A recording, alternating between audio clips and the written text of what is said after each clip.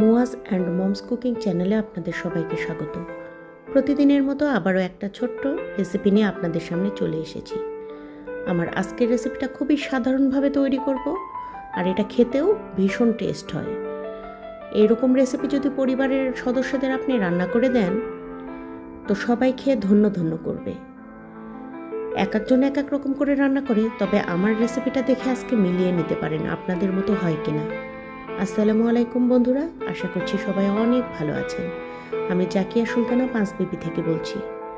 তো আজকে আমি আলু মটর রান্না করছি, আর আলু মটরের এই রেসিপিটা আপনারা দেখে নিতে পারেন।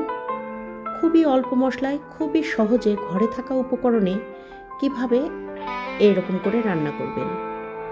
তো প্রথমে আমি আলু কেটে নিয়েছি, দেখতেই পেলেন ছোট এক বাটি আলু নিয়েছি, আর এখানে মটরশুঁটিটা ছিলে নিচ্ছি। প্রায় 2 কাপ মতো মটরশুঁটি আজকের রেসিপির জন্য আমার লাগবে। আর আমি মটরশুঁটিটা ছিলে নিয়েছি, এতটা পরিমাণ হয়েছে। আর এই মটরশুঁটিটা দিয়েই আজকে আমার রান্নাটা হবে, যার জন্য আমি কড়াইয়ে দিয়ে দিচ্ছি সর্ষের তেল। সর্ষের তেলটা একটু গরম হয়ে উঠতেই পেঁয়াজ কাঁচামরিচ দিয়ে ভেজে নিচ্ছি।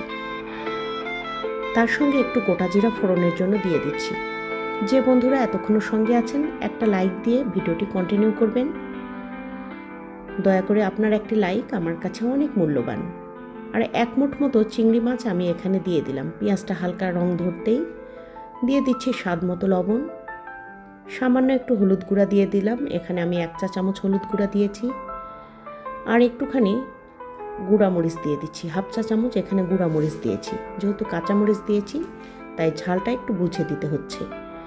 আর আদা রসুন বাটাটাও এখানে আমি 1 টেবিল চামচ দিয়ে দিব। দিয়ে সব কিছু খুব ভালোভাবে মিশিয়ে নাড়িয়ে নিচ্ছি, দেখতেই পাচ্ছেন। আর এখন এখানে আমি একটা টমেটো ছোট করে কেটে রেখেছি, সেটা অ্যাড করে দিলাম। খুব সুন্দর করে কষিয়ে নিতে হবে। আর কষানো হয়ে গেলে এর মধ্যে ছোট করে কেটে রাখা আলু এবং মটরশুঁটিটাও আমি দিয়ে দিচ্ছি। এগুলো আগেই ক্লিন করে রাখা আছে। খুব ভালোভাবে নাড়িয়ে চাড়িয়ে কষিয়ে নিতে হবে। আর এখন পরিমাণ মতো পানি দিয়ে দেব। এত সহজে এই রেসিপিটা রান্না করলে আপনি বুঝতেই পারবেন না যে আপনার রান্নাটাও কমপ্লিট হয়ে গেল, আর পরিবারের সবাই এত তৃপ্তি করে খেলো। আপনার কাছে ভীষণ ভালো লাগবে। যারা সাধারণত খেতে এবং খাওয়াতে ভালোবাসেন, তাদের জন্য এইরকম সাধারণ একটা ঝটপট রেসিপি কিন্তু করে নেওয়া যেতেই পারে। তো ঝাল লবণটা চেখে দেখেছি, একদম পারফেক্ট আছে। খুব ভালোভাবে মশলাটা কষিয়ে নিয়ে রান্না করতে হয়। আর এই পর্যায়ে আমি একটুখানি ভাজা জিরের গুঁড়ো ছড়িয়ে দিলাম। আর পানি কমে যাওয়া পর্যন্ত ওয়েট করেছি। আর যখন পানিটা কমে গেছে, তখন আমি খুব ভালোভাবে মিশিয়ে কষিয়ে নামিয়ে নেব। দেখুন কতটা লোভনীয় লাগছে। চিংড়ি দিয়ে এরকম করে আলু মটর একবার কিন্তু ট্রাই করতে পারেন। আর আমি গ্যাসের চুলাটা অফ করে দিয়েছি। একটা সার্ভিং ডিশে এগুলো সার্ভ করে দিচ্ছি। গরম গরম ভাত, রুটি, পরোটা সব কিছুর সঙ্গে এটা একদম দুর্দান্ত লাগে। আমাদের বাড়িতে এটা সবার ভীষণ প্রিয়, আর তাই তো আপনাদের সঙ্গে আমি রেসিপিটা শেয়ার করলাম। বন্ধুরা, যারা আমার চ্যানেল নতুন ভিজিট করছেন, আজকেই চ্যানেলটি সাবস্ক্রাইব করে পাশে থাকা বেল আইকনটি বাজিয়ে অল অপশনে একটা ক্লিক দিয়ে দিতে পারেন। এতে করে আমার সকল নিত্য নতুন ভিডিও আপনার কাছে আগে ভাগেই পৌঁছে যাবে।